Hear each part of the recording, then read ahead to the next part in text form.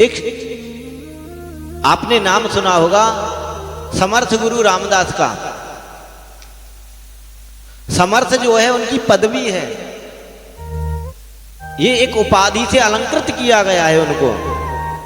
पहले नाम उनका रामदास ही था। एक बार अपने शिष्य के साथ महाराष्ट्र के संत थे, काशी विश्वनाथ जी के दर्शन के लिए पधारे। उस समय बनारस में पंडित जगन्नाथ भट्ट नाम करके एक ब्राह्मण थे, विद्वान थे, ज्योतिष के प्रकांड पंडित थे। किसी के विषय में जो भविष्य का वाणी कर दें बिल्कुल भी मिथ्या नहीं होती थी। चाहे इधर का सूर्य इधर हो जाए पर उनकी भविष्यवाणी एकदम सटीक होती थी।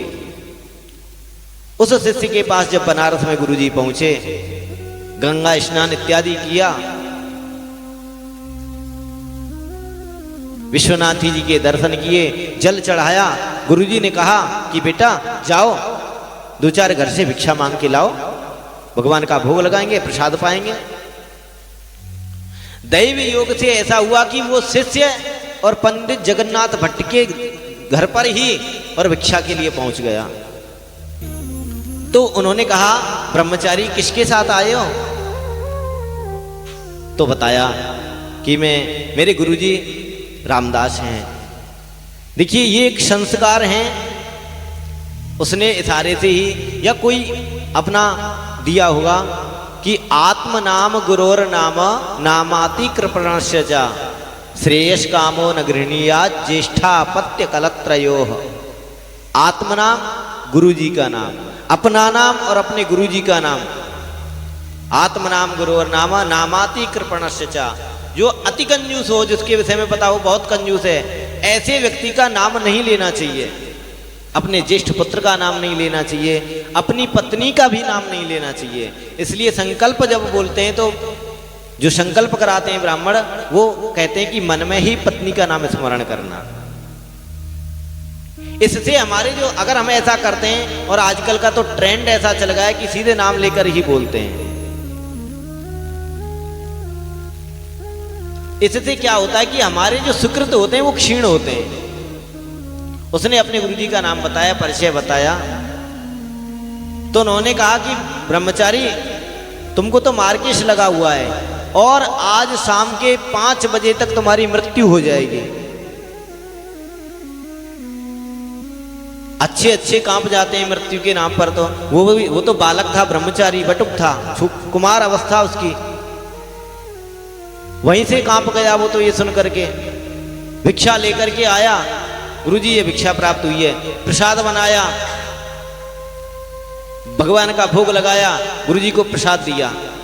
गुरुजी प्रसाद पाने लगे, लेकिन बालक ब्रह्मचारी इसी सोच विचार में है, हे विधाता ऐसा कौन सा मुझसे कृत्य हो गया जिसका दुष्परिणाम मुझे ये मिल रहा है कि मैं अपने माँ बाप, अपने भाई बंधु सबसे इतनी दूर आकर के यहाँ आया हूँ, यहाँ मेरी मृत्यु होगी। अरे मैं अंतिम समय पर ना अपनी माँ से, अपने पिता से, अपने भाई बंधु किसी से नहीं मिल पाऊंगा, किसी से भी बात नहीं कर पाऊंगा। गुरुजी कह रहे हैं बेटा भोजन प्रसाद पाओ, क्या बात है, क्यों परेशान हो? लेकिन कैसे बताए गुरुजी को क्या बात है? विचार में, इसी मग्न विचार में डूबा हुआ है, ऐसा मेरे से क्या अपराध बन गया विश्वनाथ जी, हे भोले बाबा ऐसा मेरा कौन सा कृत्य बिगड़ गया जिसके अपराध स्वरूप मुझे ये फल मिल रहा है? मुझे लगता है मेरी मिट्टी भी यहाँ से वापस नहीं जाएगी, मेरे माँ बाप भी मुझे अंतिम समय नहीं देख पाएंगे। जैसे तैसे उसने 1-2 टुकड़ा खाया। गुरुजी बोले बेटा थक गया हूं, थोड़ा विश्राम कर लूं, ऐसा है थोड़ी सी चरण सेवा कर दो। गुरुजी की आज्ञा पा करके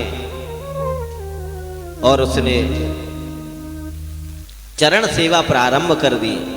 लेकिन देखिए गुरुजी उसके मनोभाव समझ गए थे कि क्या स्थिति है,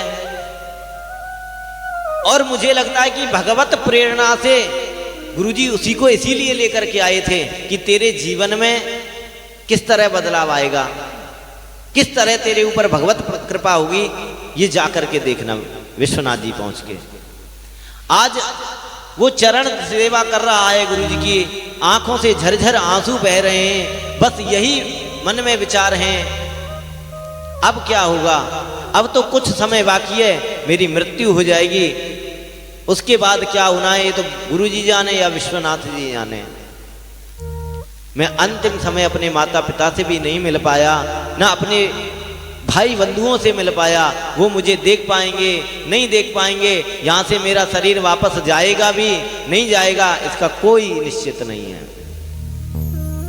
जैसे ही घड़ी में 5 बजे उसने देखा कि दरवाजे पर यम के दूत खड़े हैं, वो कांप गया, लेकिन गुरुजी के चरण दबा रहा है, चरण सेवा कर रहा है, उसमें अनवरतता बनी हुई है। और सज्जनों, भगवत कृपा से उन यम के दूतों की इतनी सामर्थ्य नहीं हुई कि गुरु सेवा करते हुए उस बच्चे के प्राण हरण कर लें।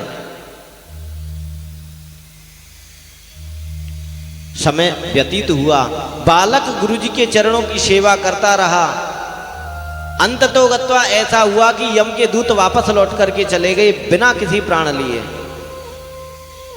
ये गुरुजी की सामर्थ्य कि यम के दूत उस बालक के प्राण नहीं ले पाए।